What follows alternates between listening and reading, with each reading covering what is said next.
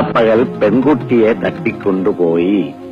ഇന്നലെ തിരുവനന്തപുരത്ത് PTP നഗറിൽ നടന്ന ഭീകര സംഭവം.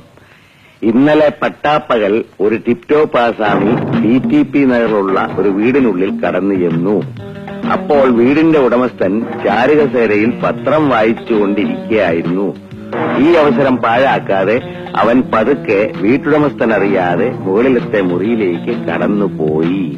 മുകളിലെ മുറിയിലുണ്ടായിരുന്ന പെണ്ണിനോട്, നിങ്ങൾ ജോലി ചെയ്യുന്ന സ്ഥാപനത്തിന്റെ ഉടമസ്ഥ അത്യാസന്ന നിലയിൽ കിടക്കുകയാണെന്നും അന്ത്യശ്വാസം വലിക്കുന്നതിന് മുമ്പ് നിങ്ങളെ ഒരു നോക്ക് കാണണമെന്ന് ആവശ്യപ്പെട്ട് ഇരിക്കുന്നതായും അവളെ അറിയിച്ചു.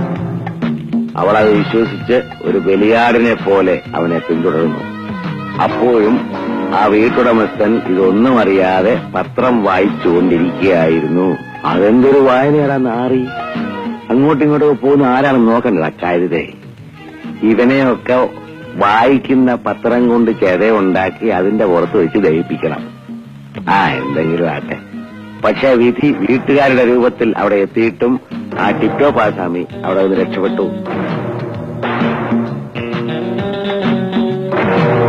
ഇതിനെപ്പറ്റി പോലീസ് അന്വേഷണം നടത്തിക്കൊണ്ടിരിക്കുന്നു. എന്തോന്ന്? ആ റോഷിയുടെ മാഡത്തിന്റെ ഹാർട്ട് അറ്റാക്ക്.